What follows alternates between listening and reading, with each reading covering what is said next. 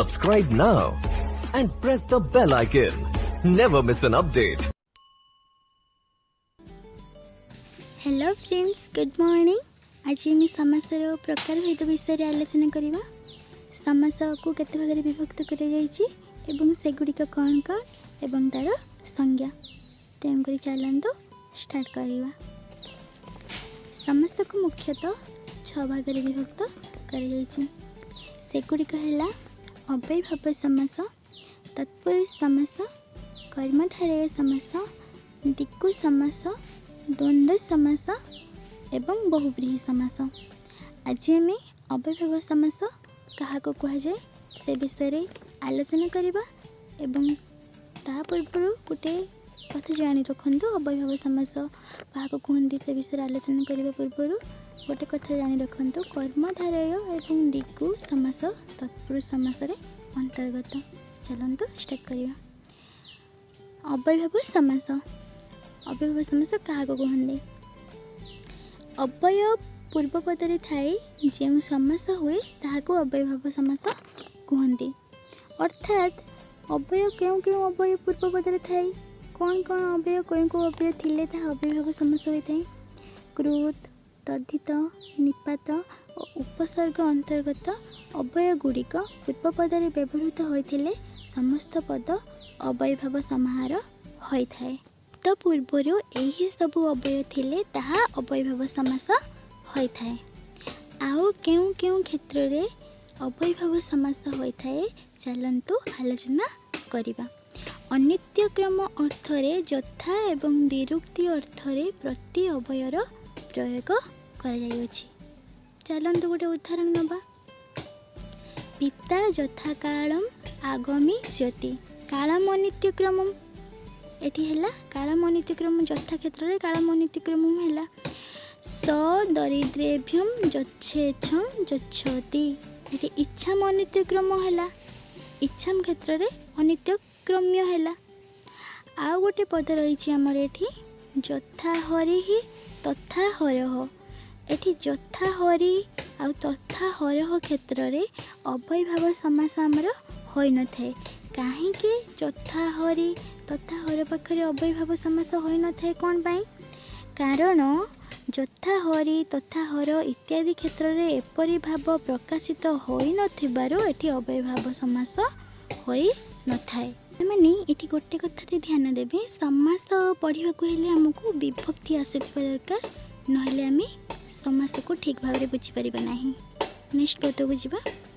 प पदरे व्यवहृत उप अव्यय पद समीप्य अर्थ को बुझाई थाए। एठार गोटे उदाहरण नबा। स उपकूलम गच्छति।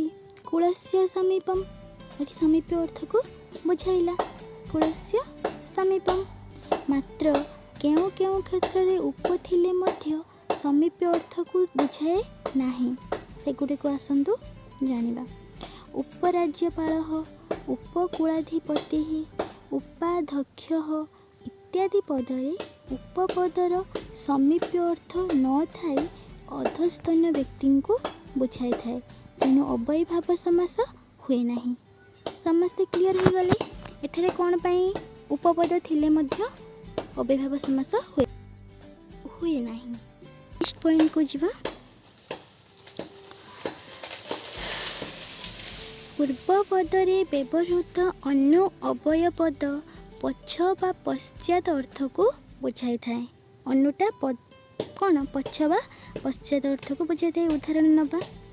अन्य शिक्षकं छात्राः गच्छन्ति शिक्षकस्य पश्चात। तो एठारे अनुरूपम पदर विग्रह वाक्य रूपस्य योग्यम हुए एवं अनुकूलम पदर अनुगतम कूलम होइथाए। नेक्स्ट। पूर्व पदरे व्यवहृत सु उपसर्ग समृद्धि बा प्राचुर्य अर्थ को प्रकाश करिथाए। यथा समुद्रं गर्भं जनयति मद्राणां प्राचुर्यम्। ओके। अत्र सुफलं नास्ति फलानां प्राचुर्यम्।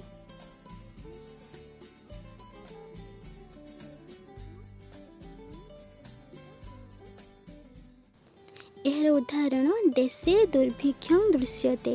भिक्षायः अभावः, भिक्षा अभाव दुर्भिक्ष देखादेला। तेणुक एठारे क्लीयर हो गले समस्ते। आम नेक्स्ट पॉइंट को जीवा। पूर्वपदरे प्रयुक्त आ उपसर्ग पर्यंत जावत अर्थ को बुझाई थाए। यथा उदाहरण रघुः आसमुद्रं राज्यं शासनः समुद्रं जावत। नेक्स्ट पॉइंट को जीवा। पूर्वपदरे व्यवहृत स सादृश्य अर्थ को बुझाए। एठारे गोटे उदाहरण नबा यार। सिंह सचरित्रं प्रतिभाति चित्रस्य सादृश्यम। एठारे कौन है? सिंह सचरित्रं प्रतिभाति चित्रस्य सादृश्यम। सादृश्य पद को बुझाइला, स पद थिबारु सादृश्य पद को बुझाइला। Next point. पूर्व पदरे व्यवहृत प्रति विप्सा बा पदर बारंबार आवृत्ति को बुझाई थाए। यार उदाहरण दबा। स प्रत्ययम आगछति अहनि अहनि बारंबार बुझाइला। पॉइंट। अक्षी शब्द समास विधि समय रे अक्षरे परिणत होइथाए। एठारे लक्ष्य कर। प्रधान शिक्षक मां प्रत्यक्षम अपश्यत अक्षी प्रति। एठारे अक्षी प्रति हैला प्रधान शिक्षक मां प्रत्यक्षम अपश्यत अक्षी प्रति हैला। एठारे सब क्लियर हो जाइथाबे थिबे। पूर्वपदरे प्रयुक्ति आ, पूर्वपदरे व्यवहृत स उपसर्ग, पूर्वपदरे व्यवहृत विप्सा एवं अक्षी शब्द रे समास विधि समय रे अक्षरे बदली जाए। समस्ते क्लियर हो जाइथिबे। Next point and last point. नदीवाचक पदर समाहार हेले ताकू दिगु समास न होई अव्ययी भाव समास होइथाए। समाहार पद स्वतंत्र आसिले दिगु समास होइथाए, किंतु एठारे दिगु समास न होई अव्ययी भाव समास होइथाए। उदाहरण नबा। उत्तर भारते पंच नदम अस्ति पंचानां नदीनां समाहार।